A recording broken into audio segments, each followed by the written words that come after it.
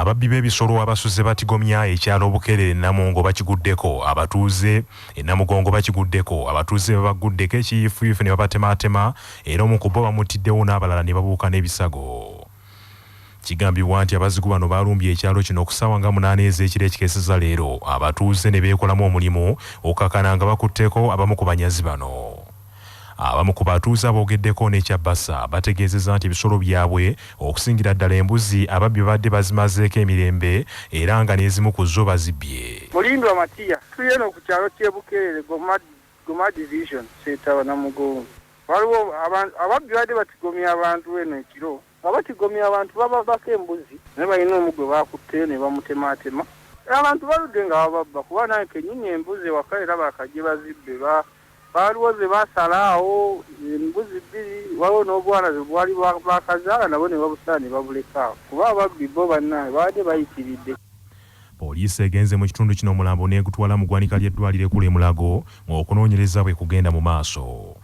Ebyo nga biri bityo abakulembeze mu Bende basabiddwa beegatte ku kulwanyisa ekibbattaka. Omusazi waffe Ssebuufu baana ba Kintu kaatuwa ebisingawo. Abakulembeze mu Bende baweereddwa amagezi okukwasiza awamu okusobola okulaba nga bataasa abantu baabwe obutagobwa ku ttaka olw'ababbi b'ettaka abeesomye ennyo mu kitundu kino eky'e Bende. Kino kivuddeko abantu bangi okugobwa ku ttaka n'abaana ne baggweera mu makomera kwogatta n'abo abamu abuzze mu kukola emirimu egitategeerekka abamu ne bawunzika nga beenyigidde ne mu bikolwa eby'obumenyi bw'amateeka olw'okubulwa kye bakola nawo okujja ekyokulya. Nantubiro Grace omu ku balwadde nga balwanirira abantu obutagobwa ku ttaka e Bende ategeezezza nti ekizibu kyasanze mu bakulembeze mu Bende buli ebavaayo okulanga bataasa abantu baabwe obutagobwa ku ttaka buli omu ayagala abeere nga yakulembeddemu nga gwe balaba olwo ne bawunzika nga bazze mu kwerumaaluma nga bba abakulembeze abantu ne baba nga tebataasiddwa. Annyonnyodde nti okutuusa nga ekizibu kino kivudddewo mu bakulembeze mu Bende bonna ne bakwasizangamu okuviira ddala ku mitendera egya wansi otuuka ku gwa waggulu abo bajja okusobola okuba nga balwanyisa ekibbattaka ekyeyongedde ennyo mu disitulikiti y'e Bende. Bannange guno mulange eri abakulembeze mwenna ab'e Bende kubanga mwajja mu bukulembeze buno ng'olina ekisoomozebwa kw'ettaka era ndaba nga ekintu ttaka kyakwatiddwa n'emisaagosaago kubanga abantu baffe bakyakaaba abantu baffe tebannafuna bwenkanya. Kale nno nze nsaba ekintu kino kikolerwe wamu kubanga g'amazima ekintu ky'ettaka e Bende kiswaza kikaabya amaziga. Disitulikiti eno buli kanyomero kaayo kalimu enkaayana z'ettaka era ng'abantu bangi bazze nga bagobwa mu ngeri etetegeerekeka era nga n'abakulembeze abamu ku bo balemereddwa balwanirira. Ssebuufu baana ba Kintu, CBS FM e Bende. Minisitule y'ebyentambula etandise okubangula abagoba ba takisi bannyini mmotoka wamu ne bakondakita mu Bendu ly'e Masaka ku mateeka n'okubaagazisa okwenyigira mu bwegassi ng'ekkubo erigenda okubayamba okwegolwako obwavu.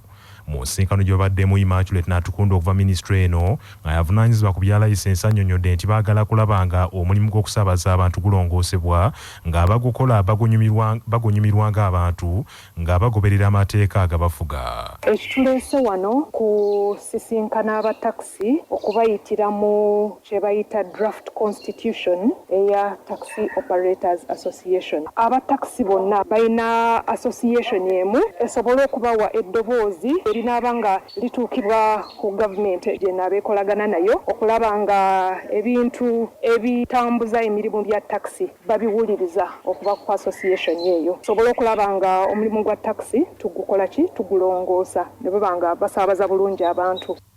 Abagoba ba takisi abeetabye mu musomo guno bagambye nti obwegassi buno bubayambye nnyo era bwandibadde bulungi ddala naye beesanze nga abagoba ba takisi abamu tebaasoma ng'ebintu byonna bye balina okugoberera biri mu lulimi Lungereza. Ezo association tuzikozeeko naye ne zigaana okutambula nga waliwo ensonga ezizigaanisa okutambula. Abatakisi RCC kimanye ennamba esinga tetwasoma ate ebintu bino nga byetaagisamu obuyigiriza obwaki obw'enjawulo. Tubadde tukola association regulations naye nga teziri ku musingi munywevu. Amasiteegi agasinga gabadde gatambula mu ngeri ya sambala nga audited books ezo bo basolooza ya leero singa embeera eyo enaabaawo ey'okulonda ezo siteegi zaffe okugeza nga zibukunda zinaaba ziggaliddwa mabega emyaka 5 gyo mingi omuntu abajja kuva ku mulamwa twandikoze emyaka 2.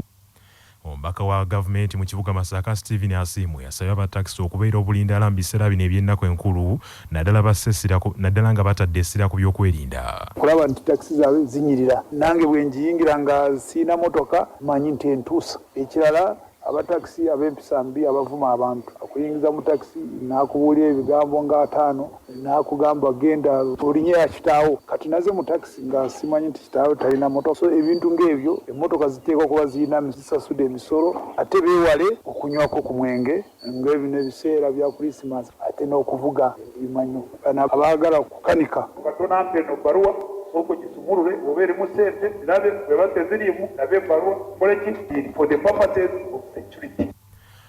Ku kyalo Bukango mu disitulikiti y'e Bukomansimbi mu ssaza Buddu abaayi abakozesa ddamu yabaweebwa Ssekabaka Muteesa II bawanjagidde disitulikiti y'e Bukomansimbi okufaayo okubayamba okupunta ettaka okutudde eddamu eno kibataase ku basaatuusa abagala okutwala ettaka kweri. Ssekabaka Muteesa II yasimira abatuuze b'e Bukango ddamu bwaguuga okubawonya ekizibu eky'amazzi mu kitundu kyabwe era ddamu eyo n'agiwa ettaka eriwerako okusengejja amazzi agagigendamu kyokka abatuuze abawerako bazze beesenza ku ttaka eryo kati ddamu esigazza ku kawugiro. Abatuuze b'e Bukango nga bakulembeddwamu munnamateeka Jeremiah Keyamwanje basazeewo okuddukira ku disitulikiti ebafunire abakugu okuli ab'ebyettaka wamu n'abavunaanyizibwa ku butonde bw'ensi okuyiiya engeri gye basobola okutaasa ddamu yaabwe. Jeremiah Keyamwanje ategeezezza nti Bukango yonna amazzi gasena mu ddamu eyo okuli agawaka ag'ensolo n'ag'okufukirira ebirime kubanga ekitundu kyabwe kikalu ddala era tebayinza kusirika nga ddamu etwalibwa. Ssekabaka Muteesa II bwe yali agaba ettaka ly'aba 7 ng'abasenza yalekawo lizaavu eno kusengejja amazzi agajja wano mukyanamirira yali mpanvu nnyo ng'ekoma ku lusozi wali sayidi eri ne ku sayidi n'emigaji ng'ekoma ku lusozi naye twajja tukayana n'abantu ebbanga lyonna nga bajja beesenza mu lizaavu y'amazzi we balina okukoma okulima ne bajja nga beesenzaamu mpola twatandika ne batabani b'abaziri sayidi eri ne ku Dominico wali n'abalala ne bajja nga basenga kati lizaavu baagirimamu mpakira ddala sayidi eri ey'Ebulenge so nga tulina kolido namba eva eri mpaka ku Kyoja nga yonna yali yalekebwawo kusengejja amazzi n'abantu balunda nte kale kulundiramuko naye nga abalima tebakkirizibwa so kye tulina okukola district environment officer ajja tuyambako ajje wano tufune ba surveyors tuddemu tupime lizaavu eno bwe yali yenkana.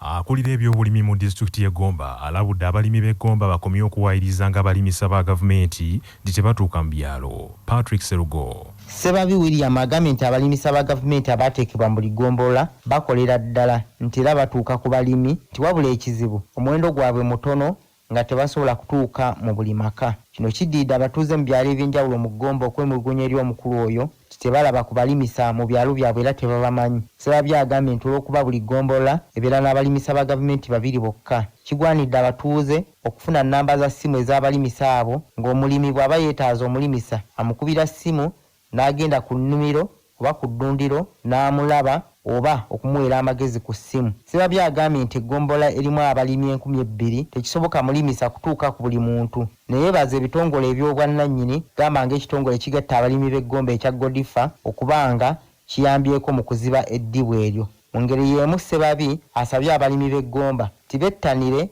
okuziyiza endwadde ezikosa ebirime n'ebisolo nga beebuuza ku bakugu ne babalagira eddagala ettuufu.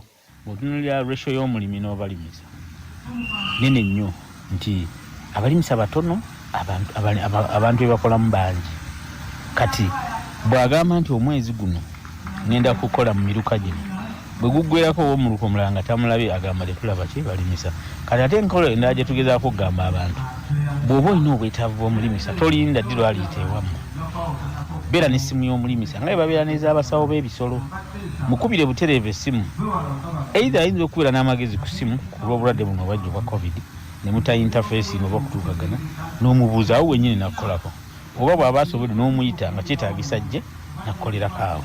Kuba CBS nze Patrick Serugo. Abalimi n'abalunzi mu disitulikiti y'e Ssembabule basatira olw'enkwaya ezizzeemu okubazinda ekivuddeko ente zaabwe okutandika okufa. Abalunzi bano basinzidde ku mbuga y'eggombolola y'e Rugusulu mu nteekateeka y'eggombolola eyatandikibwawo omubaka w'Amawogola North Charles Musherure abatuuze mwe bayita okwogera ebibanyigiriza. Bano abakulembeddwamu ssentebe w'eggombolola y'e Rugusulu Fred Karakure bategeezezza nti kizibu ky'enkwa kyesuse mu ggombolola y'e Rugusulu era ne mu ggombolola y'Emitima n'Emijwala nga bakozesa eddagala lyonna ne ligaana okukola nga batuuka n'okuligattamu eddagala eritta ebiku n'erijjanjaba ebiwundu wamu n'eryennyaanya kyokka byonna biganye okutta enkwa ezo ekireesewo akasatiro ak'amaanyi. Tulina obuzibu bw'eddagala ly'ente. Eddagala terikyatta nkwa. Kati abantu batandise bagira akalagala ak'obuwundu ne bakatabala mu ddagala ly'ente ne boozesa ente. Eyo osanga ng'ente n'amaaso tegakyalaba. Kati eddagala eryo litufuukidde ekizibu mu nsi muno. Si wano wokka ne bugenda wa milibitras manya diwodipu amalagala tegakyatta nkwa. Olwekyo tukubira gavumenti omulanga tulaba nga etulwanako ne tufunira amalagala amatuufu agasobola okutenkwa n'endwadde ne zisobola okukendeera. Enkwa nnyingi ate we batefudde abantu okutuuka okukozesa eddagala ly'obuwundu olowooza biba bulungi. Eddagala eryabatisa obuku babitabula mu ddagala ly'ente ne balyoka booza ente. N'olwekyo enkwa nzibu kati. Akulira abajjanjabi b'ebisolo mu ggombolola y'e Rugusulu Dr. Dani Tumugambirwe agambye nti ekizibu ky'enkwa weekiri mu kitundu naye ng'okusinga kyava ku buli muntu okukkirizibwa okuleeta eddagala ku katale n'abacupuzi ne bagiramu.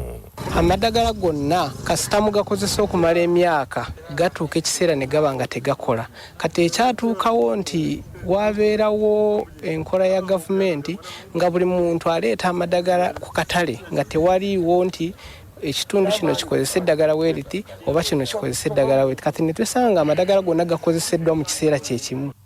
Yombaka Charles Musherure kuteesa nga muyima w'enteekateeka yagoberera agambye nti ensonga y'enkwa wakugitwala mu minisitule ekwatibwako ensonga kubanga kizibu ky'amaanyi nnyo Sembabule. Kino tujja kukikwatira ku level ya Ministry of Agriculture okukyusa mu poliisi okulaba nti amaanyi tugateeka nnyo ku eddagala erituufu naye nga kino ekyo tekinaakutuuka ne ba DVO ne ba assistant DVOs balina kubeera mu bantu baabwe abalunzi ne babalaga ddagala ekyerikola kuba waliwo n'erikola naye tebalimanyi.